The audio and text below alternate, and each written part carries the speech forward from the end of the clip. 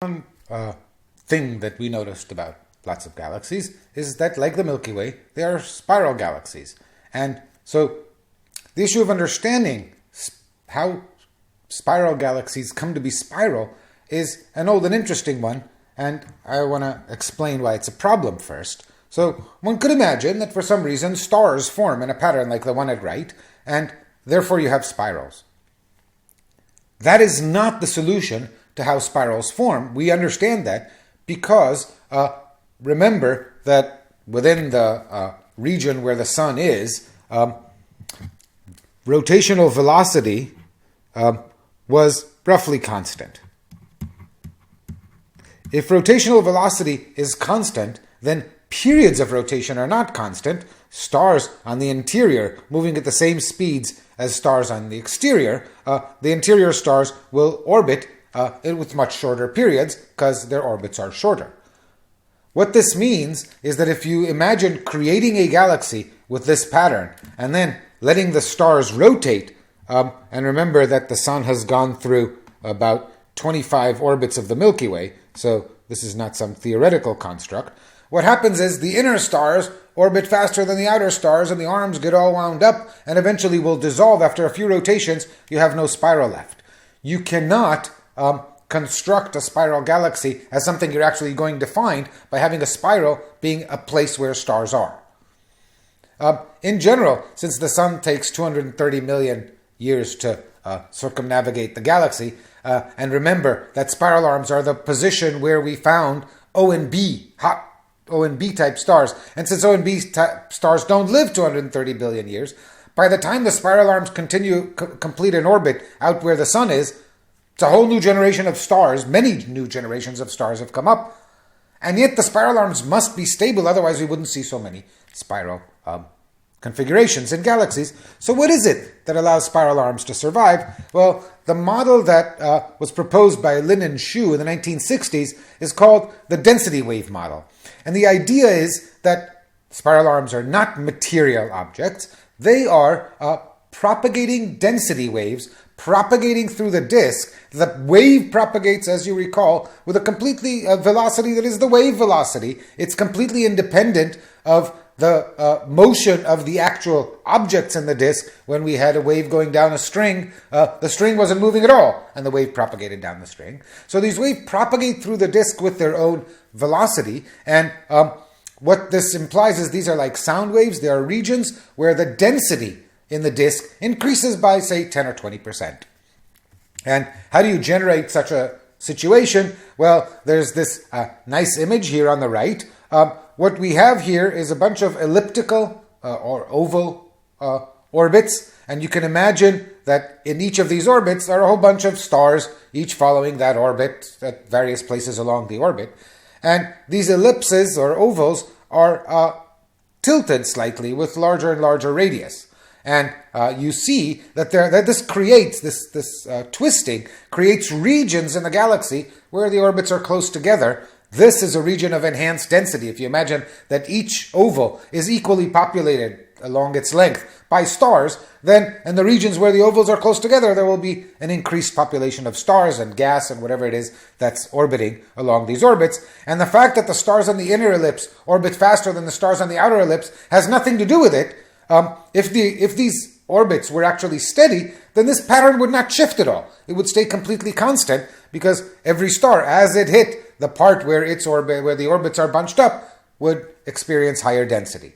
Now, in practice, this is not a stable situation. Stars orbiting along these orbits, anything but a collection of circular orbits, leads to gravitational interaction, and so these orbits will in fact precess if you put stars in these elliptical orbits, and that precession will lead to the different tilts of the different ellipses changing at different rates. If you have a resonance that between the precession period and the orbital period, then you can have a situation where what the precession sets up is not the complete destruction of this spiral, but rather a slow rotation of the spiral over time.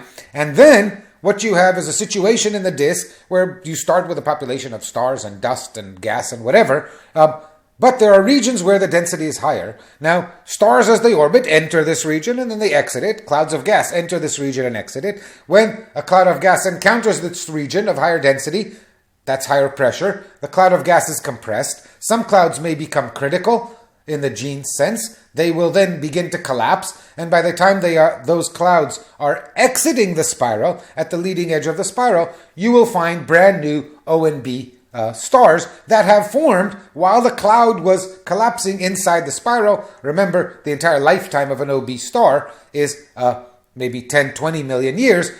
Orbital periods near where the sun is 200 million years. So the stellar stars that were formed by entry into the region of increased density will live out their lives, the OB stars, not far from that region.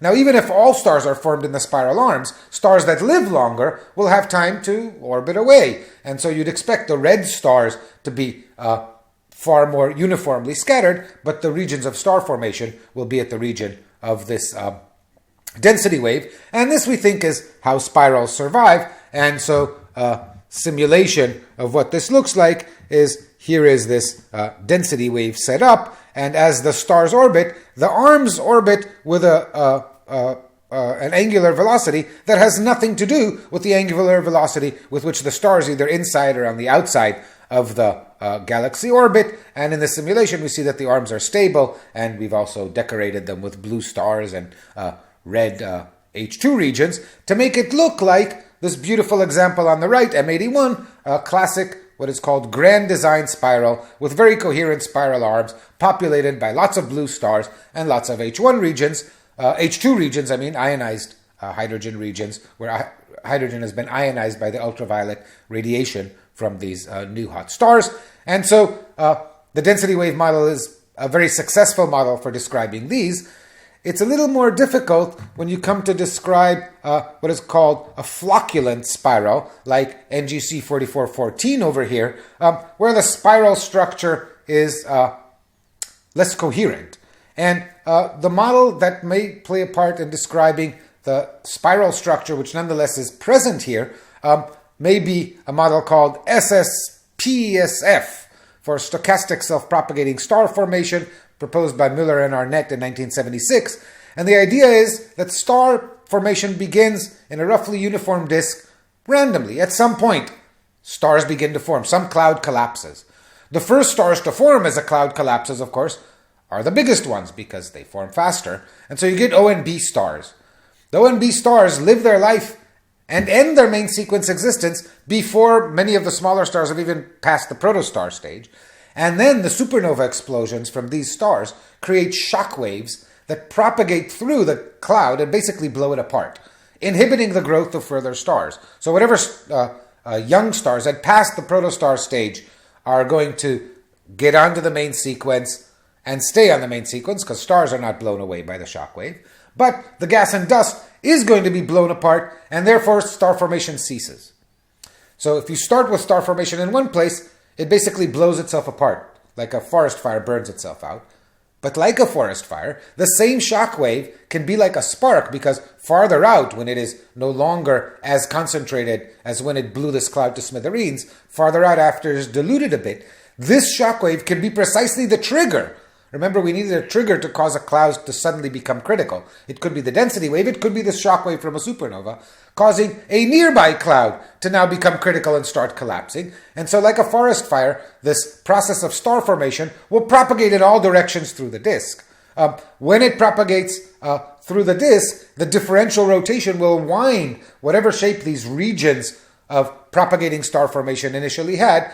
The differential rotation, the fact that stars on the interior orbit faster, will wind it into this spirally shape. And this might be the model that describes flocculent spirals, and maybe there is some combination of the two that is in action at all times, because we see that both of them seem to be reasonable mechanisms.